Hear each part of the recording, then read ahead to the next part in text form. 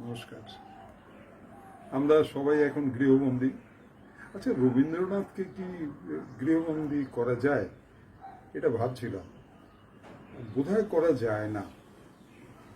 আমার এই প্রসঙ্গে অমলের কথা মনে পড়ছিল, ডাকঘর নাটকের অমলের কথা।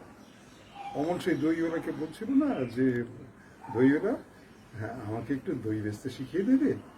দই বেচতে যাবে কেন? তুমি বড় বড় পুঁথি পড়ে পণ্ডিত হয়ে উঠবে। না না দইওয়ালা, আমি কখনো পণ্ডিত হব না। আমি তোমাদের রাঙা রাস্তা ধারে দলপাড়া থেকে দই নিয়ে এসে দূরে দূরে বেছে বেছে বেড়াবো। তুমি কেমন সুর করে বলো। এই যে বিভিন্ন জায়গায় যাবে আর কি, সবার ঘরে ঘরে বেছে বেছে বেড়াবে, সেইটা উনি সবার ঘরে ঘরেই পৌঁছে গেছেন।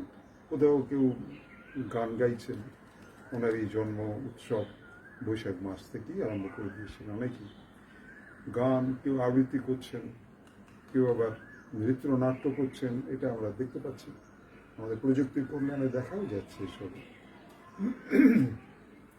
তো আমরা আমরা এটা মনে হয় আমার এটাই, যে বোধহয় ওনাকে আটকে রাখা যাচ্ছে না।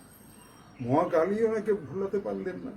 রবীন্দ্রনাথ বারবার জন্মাচ্ছেন বিভিন্নভাবে আমাদের মধ্যে। এটা একটা বিরাট ব্যাপার। ছোট্টবেলায় উনি একটি ছোট্ট ঘরে বন্দি ছিলেন, আমরা সবাই জানি। সেখান থেকে খুব অল্প আকাশ দেখা যেত, সামনে একটা ছোট্ট পুকুর ছিল, কলা গাছ ছিল, এইসব দেখতেন বিস্ময়ে। তারপরে পৈতের পর যখন বাবা বললেন চলো আমার সঙ্গে হিমালয়, উনি গেলেন, আনন্দ করেই গেলেন।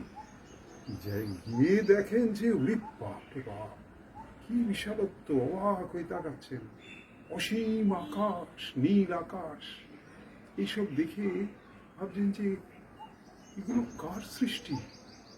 কে কে এই কের উত্তর উনি পাচ্ছেন না। তারপরে উনি ফিরে এলেন, ফিরে এসে আবার বিলেতে গেলেন। সেখানে যাওয়ার পর কি হলো, যে একটা জায়গায় ওনাকে ভর্তি করা হলো, সেখানে কিছু পড়াশোনাও করলেন। গান শুনতেন, গান শুনতে ভালোবাসতেন, গান শুনতেন এবং শুনতেন না, খুব আত্মস্থ করে নিতেন। পরবর্তীকালে এসে খুব অল্প বয়সে উনি বাল্মীকি প্রতিভা বলে একটা নাটক লিখে ফেললেন, আমরা জানি যদিও, এবং সুরটা দিলেন কিন্তু ওই অনেক বিদেশি গানের থেকে প্রভাবিত হয়েই। পরবর্তীকালে অনেক এসছে, সেটা আমরা পরবর্তী যদি সময় পাওয়া যায় দেখব, পরবর্তীকালে আমরা আলোচনাও করতে পারি সেটা নিয়ে। তাই এই যে রবীন্দ্রনাথ আস্তে আস্তে তারপরে 25 বছরে পৌঁছলেন, যখন জমিদারির যখন ভার পড়ল, সেই শাহজাদপুর যাচ্ছেন, পাতিশ্বর, সেই জায়গায় শিলাইদহ, আরও বিভিন্ন জায়গায় ঘুরছেন, একা একা ঘুরছেন, সঙ্গে স্ত্রী আছে, ছোট্ট রথিও আছে, এবং ওই নৌকুর ওপর ভর করে, যাকে বজরা বলা হতো, সেখানে উনি থাকতেন। এবং সেখানে ওখানকার গগন হর করার দলকে ডাকতেন, হ্যাঁ হ্যাঁ, বৈষ্ণবী তাদের ডাকতেন, কীর্তনিয়াদের ডাকতেন, লালন ফকিরের দলকে ডাকতেন, তারা এসে গান গাইত। চুপ করে শুনতেন এবং অবাক হয়ে যেতেন, তাদের বেশভূষা একেবারে মলিন, তাদের চেহারা টেহারাগুলো দেখে উপায় নেই যে ওনারা এই সহজভাবে খুব গভীর কথা, আমাদের জীবনের গভীর কথা, খুব দামি কথা বলে গেলেন। তিনি কিন্তু সেটাও আত্মস্থ করে তার কবিতায়, গল্পে, ছোট গল্পে, নাটকে আমরা পাই, অনেক পাই। দেখবেন শক্ত কথা খুব সহজভাবে। এই গীতাঞ্জলিতেও আমরা পেয়েছি। এই গীতাঞ্জলি প্রসঙ্গে যখন এসে গেল, এটি কথা বলি তাহলে 1930 সালে যখন উনি গেলেন সেই স্টকহোমে, সেখানে গিয়ে ওপেন বললেন যে আমি তো ভাবতেই পারি না এই পুরস্কারটা পাবো, কারণ আপনাদের কালচারের সঙ্গে আমার কালচারটা একদমই মেলে না। আপনাদের লাইফটা খুব ফাস্ট লাইফ, আমি নির্জনে একাকী, এটা হতেই পারে না কোনো 25 বছরের ছেলে বা মেয়ে এই পশ্চিমের সেই একাকী থাকতে পারে। এইটা আমার মনে হয়েছে যে আপনারা হয়তো বলেছি অনেক সময় যে কুলুকুলু নদী ধ্বনি আমার সঙ্গে নদী কথা বলে যেত, আরও অনেক কথা লেখা আছে, তাই সেটা কবিতায় প্রতিফলিত হয়েছে। আমি সেটা আপনাদের বলছি। এই কেন কেন আপনারা দিলেন, আমার মনে হয় এটাই কারণ।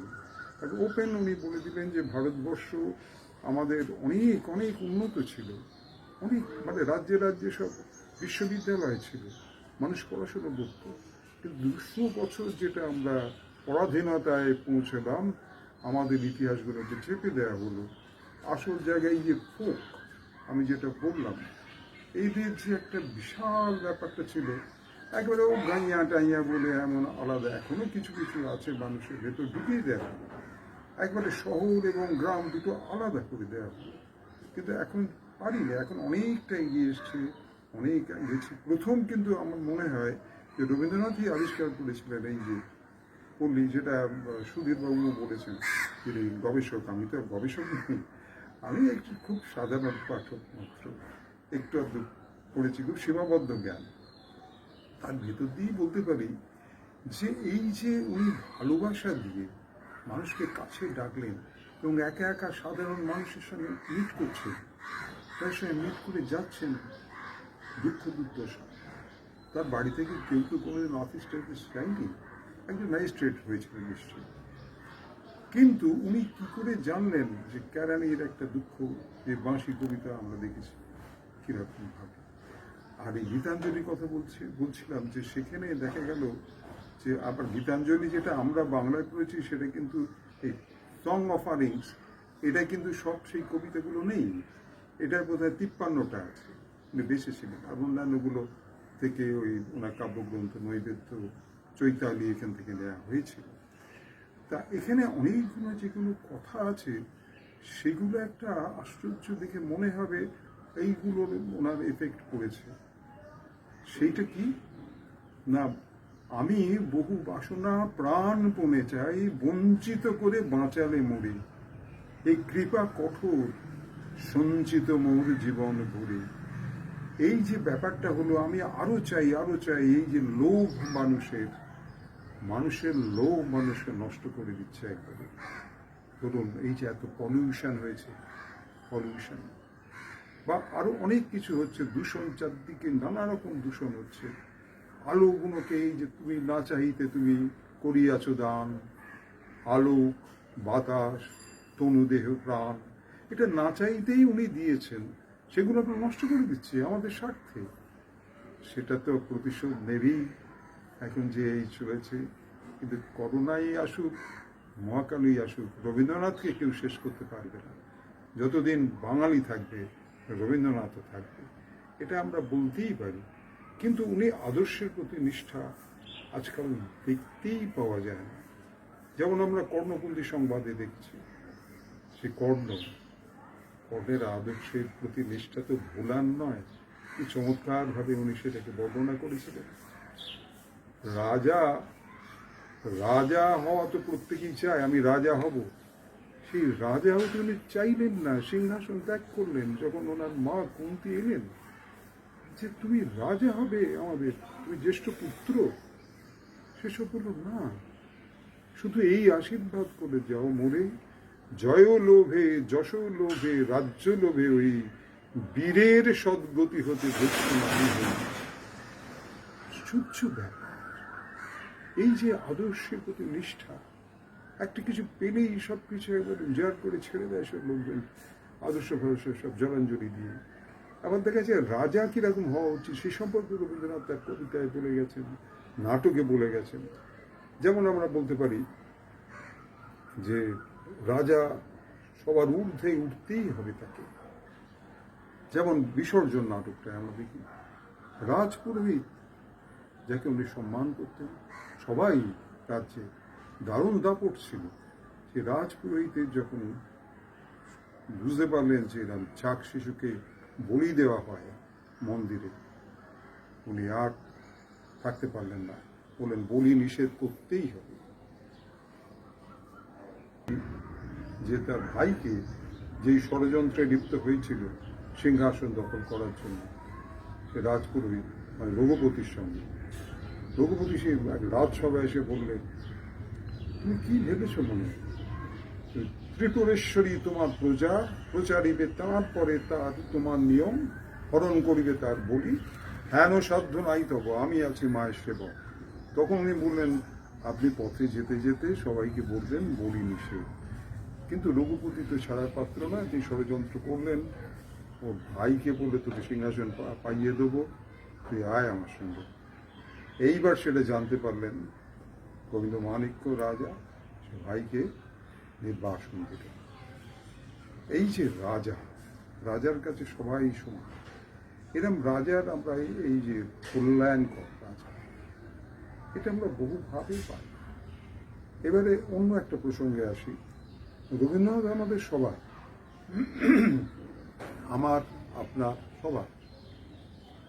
সেই কবিতায় আছে না যে সেতারেতে বাঁধিলাম তার, গাহিলাম বার মোর নাম এই বলে খ্যাত হোক, আমি তোমাদেরই লোক, আর কিছু নয়, এই হোক শেষ পরিচয়। এইটা রবীন্দ্রনাথের একটা বিরাট ব্যাপার। আর উনি কিচ্ছু চাননি, এই নোবেল পুরস্কারই বলুন, অন্যান্য ভালোবাসাই বলুন, অনেক দুঃখ টুকু পেয়েছেন ঠিকই, কিন্তু ওসব গায়েই মাখেননি। তিনি বলেছেন, আমি কোনো মোহনে আসিনি তোমার সম্মুখে, এতদিন যে দিন রাত্রির মালা গেঁথেছি বসে বসে, তার জন্য অমরতার দাবি করব না তোমার দ্বারে।